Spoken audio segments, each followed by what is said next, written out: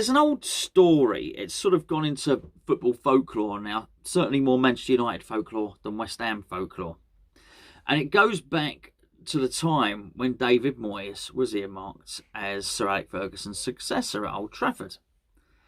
He obviously didn't want to throw the baby out with the bathwater when he went there. Sir Alex Ferguson had done so much good work over the 25 odd years that he'd been in charge that why would you change a lot? He didn't. He just wanted to tweak a few things. And two things in particular. He wanted to tweak the crossing and the way they attacked. He wanted to get back to probably more like the identity they were when they had Beckham and Giggs in the team rather than the construct of the team as it was when Sir Alex Ferguson left. And you could see the results in that, I think, still in their history books in terms of the Premier League. Because I do believe the most crosses ever made in a single Premier League game by a team is actually by Manchester United under David Moyes. So it was quite clear the identity that he wanted to. So in order to convey his ideas to the players, each player was given a video and they were given a dossier and given instruction on what to do, how he wanted them to play, so on and so forth. And the same was done with the defence. Now, I think it'd probably be an oversimplification to say he wanted Man United to play like West Ham played against Leicester. But as West Ham fans, we've had a little time to look at David Moyes and see what he likes to do. And I think we've got an idea now. So if someone were to say to you the identity of how David Moyes likes to build his defensive backline and the positions they take up and so on and so forth, we would have an idea as West Ham fans. Obviously, Man United under Sir Alex Ferguson didn't finish up playing anything like a David Moyes team defensively. And as we know from our own experiences with West Ham and Zuma and everybody else that we've been chasing, he always wants an additional centre-half. So the dossiers that he gave and the videos that he gave to the defenders were made up of defences that he had built. In essence, he gave a video to Rio Ferdinand to try and demonstrate the positions he wanted him to take up. And the video was made up of clips of Jagielka, who had played for him under Everton. Now, the reason we know this is because Rio Ferdinand let this information out at the point when, I can't remember whether it was at the point when David Moyes got sacked or whether it was at the point when David Moyes was about to get sacked. But it was done very much in I felt it humiliated Moyes a little bit. Now, don't get me wrong, I can see it from both ways. Rio Ferdinand, one time or another, the world's most expensive defender, multiple league title winner, forged a magnificent defensive partnership with Vidic at the back, wasn't it, at one point?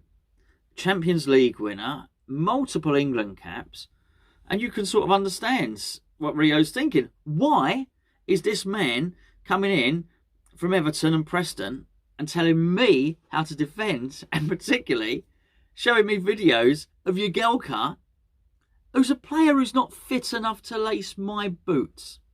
I get it and I understand it, but it was put out there and I felt it was humiliating towards Moyes. But now, having seen Moyes and seen what he does, I can also understand it from his point of view. And I'll tell you another story. Jack Charlton, you probably know this story, I'll tell you anyway. Jack Charlton in the build up to 1966 World Cup went to Sir Alf Ramsey, the manager, and said, Alf, I don't know why are you playing me? I don't understand why I'm getting in the team. I'm nowhere near as good as a lot of the other centre-backs who could play alongside Bobby Moore. And Sir Alf Ramsey turned round to Jack Charlton, who obviously did play alongside Bobby Moore, and said, Jack, I play you because you don't trust Bobby Moore. And it was a great insight. And it was, I think, a great insight into Sir Alf Ramsey's managerial pedigree and his philosophy, which was, look, I know that Bobby Moore's going to win the ball and start setting up play, which is what Moore did. You know, he's a very, very cultured footballer. I know he's going to win the ball, intercept the ball and charge up the pitch or basically move out of his defensive position. So, Jack, you're there because every time he does that, you're going to put your pants and you're going to think, right, hold on, I need to take care of defence here. And really good. I really like that story. So I sort of understand it, and it gives an insight into what defenders can do. And I think Rio was very much one of those defenders. So David Moyes was saying, well, hold on, this is how I want you to defend now. I think it was hard for Moyes at that point because Rio Ferdinand just had a much bigger reputation than David Moyes. And I think if that was going on alongside the things, which I don't want to go into detail, that happened with Wilfried Zaha and a lot of the other things, I think Moyes was undermined at Manchester United. It's going to be really, really hard. If you look at West Ham, he's undoubtedly the boss at West Ham. He is in charge. A player can't undermine David Moyes because you'll just be out. David Moyes is bigger than the team. He's more important. That wasn't the case, and I think that was really difficult for him, and he was on a hide into nothing. I certainly felt the players reacted to David Moyes in a way they never would to Sir Alex Ferguson. So I sort of doomed from that outset, but in short, Rio Ferdinand was laughing at David Moyes. And it carried out, and once his story got out into the public domain, I don't appear to remember any time when Rio sort of tried to play down the story. I think it suited his benefit. It was derision, wasn't it? And I just think it's made it a very, very awkward relationship between Rio and David Moyes. Now, you cut back to my interview with Tony Cottee, and Tony was saying that if PAI Capital gained control of the club, that both Anton and Rio, and himself, Tony, of course, would have jobs at the club. Now, that creates an interesting dynamic, particularly if Rio Ferdinand is part of the takeover group. You've got to imagine that, let's be honest, Rio Ferdinand, if he gets a job at West Ham United, he's not going to be serving up hot dogs at half-time in the canteen, is he? Let's be perfectly honest. So, he's probably going to have, I would imagine, a board role, probably a non-executive board placing. That creates a really, really interesting dynamic in terms of the club and in terms of David Moyes, because you've got someone who was basically taking a mickey out of David Moyes. I don't know. Has there been some sort of reconciliation? Have they repaired that relationship? But you can only imagine when David Moyes hears there's a club taking over, there's a consortium wanting to take over the club, and one of the people involved is Rio Ferdinand. He's probably thinking, well, I don't know. I can't speak for David Moyes. I can only speak for myself. I was in that situation. I probably think, I don't want this guy as my boss. He took the mickey out of me, He took the mickey out of me and didn't really make my job an awful lot easier. And I'm pretty sure that one of David Moyes' biggest regrets is that it didn't work out at Old Trafford. And the one thing I know about managers and about footballers is the vast majority of them have huge amounts of belief, have an ego. I do hate it when people criticise someone for having an ego. I think the big one is Cristiano Ronaldo. If Cristiano Ronaldo didn't have that ego that he's got, and you've got to separate that from him being likeable. He possibly isn't particularly likeable. I don't know, but he wouldn't be the footballer he is if he didn't believe in himself to that extent. He believes he's the best in the world. He believes he's the best footballer that's ever lived, and he plays like it. Let's be perfectly honest. Ibrahimovic the same. They've got something about them, these people.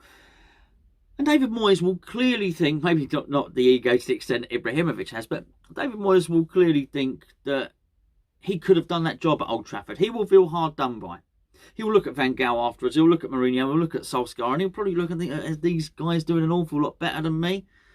And he probably thinks if I'd have been given the money, 85-90 million to spend on Pogba and all of this sort of stuff, he probably feels that he could have taken them and got them up there. But I think being the first person after Ferguson wasn't particularly good, and I think the fact that he was probably judged harshly against Ferguson, and to a certain extent undermined by the players, of two of which I've named, and I think there are a couple of others as well, as I understand it. In many respects, he never really stood a chance, because it's a bit like that Galactico vibe, isn't it, at Real Madrid? If the players, I know Ramos whatever's gone now, and that, but that group of Galacticos, they decided they didn't like the manager didn't stand a chance. We've seen it at Chelsea on several occasions, player power.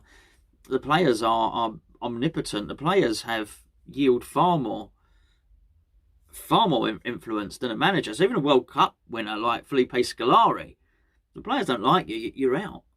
You can win the Champions League. If the players don't like you, you're out. Benitez, the Europos Cupos, whatever it's called, win that, you're out. Doesn't matter. So there's a certain element of player power there, and I just think Moyes didn't stand a chance.